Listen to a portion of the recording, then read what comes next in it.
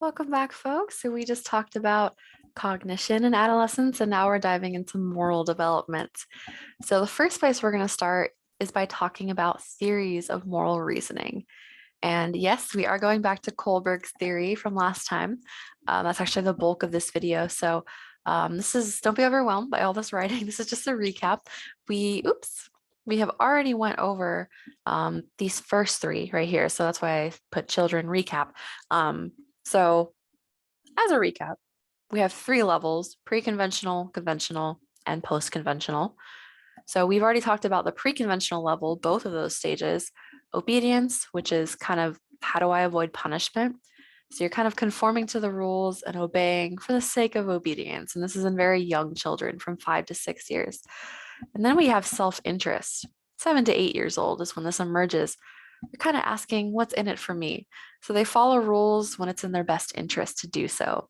And there's emphasis on being fair and having an equal exchange. Then we emerge into the conventional level. And we talked about the first stage here, conformity, from about 10 to 11 years old. So it's kind of asking, what will others think of me? I know this sounds kind of selfish, but it actually is in relation to others. It's doing right by living up to the expectation of people close to you. So it does have others in mind, kind of living by the golden rule, treating others as you want to be treated. So they're following social standards for being deemed a good person.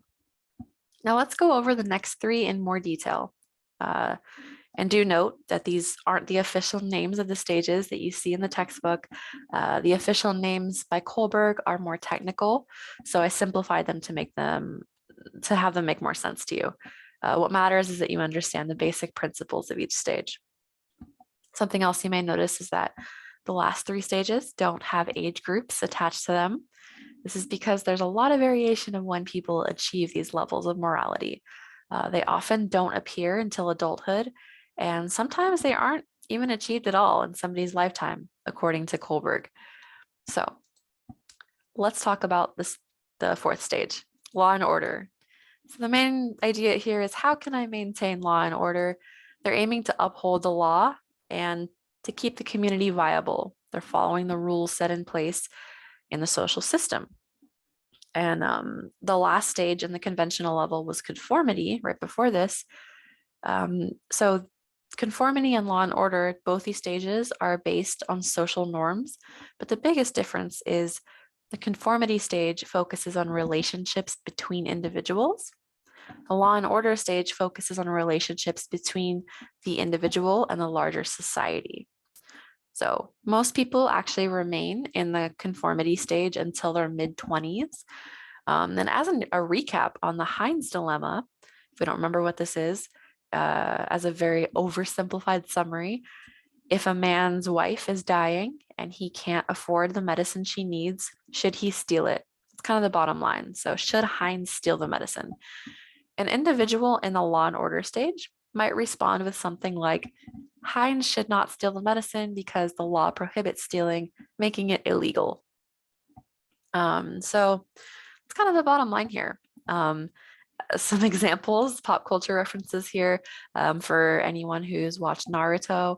Young Kakashi here at the top was very much bound to following rules and completing the mission at all costs, even if a comrade was in trouble. Very, very focused on rules. Another example is Jorgen von Strangle here in the middle from Fairly Odd Parents. He's also big stickler for following the rule book. He's always popping up if rules are broken. And then, of course, Dwight Schrute from The Office, big rule follower. So that leads us into the next stage. So we have entered a new level as well, post-conventional level.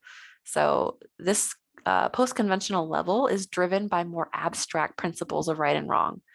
Kohlberg estimated that less than a quarter of the adult population actually attains this level of morality.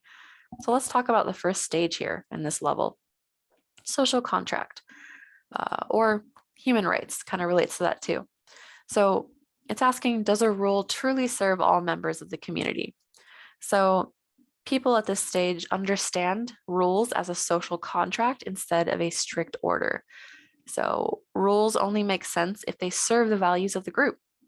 often things like the greater good of the group. So they recognize that things are complicated because people might disobey rules inconsistent with their own morality according to social contracts. They value the social system in place, but they aren't so rigid at maintaining it at all costs. They're open to democratic processes of changing rules to serve the changing needs and values of the group. So it's focused on a social contract, often based on human rights. How would an individual in this stage respond to the Heinz dilemma? They might say, Heinz should steal the medicine because saving a life is more important than breaking the law.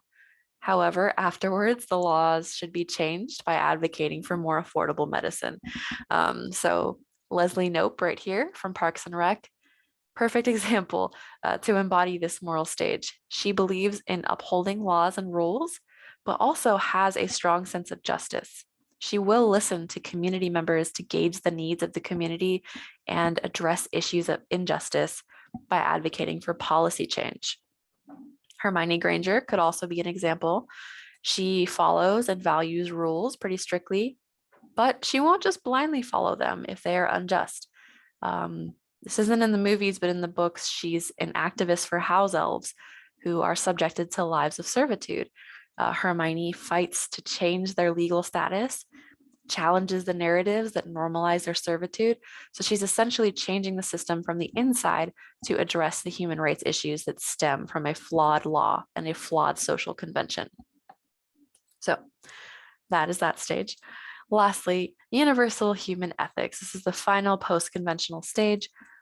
What are the abstract ethical principles that serve my understanding of justice? So this is disconnected from social contracts or what the rules say, and instead following universal principles, of justice, human rights, equality. So there's a commitment to justice, which carries an obligation to disobey unjust rules and laws. So people with this level of morality are the ones who would have challenged something like slavery, even when the law allowed it and the social contract at the time largely ignored this. An individual in this stage might respond to the Heinz dilemma by saying, Heinz should steal the medicine because saving a human life is a more fundamental value than the property rights of another person.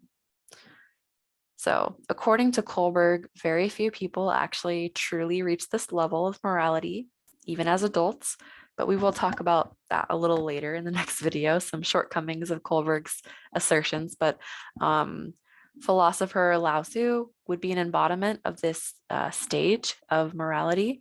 He founded Taoism, created his own ethical principles based largely in compassion. However, we could even argue that some fictional anti-heroes fall into this stage, like the Punisher or Robin Hood or even Walter White from Breaking Bad.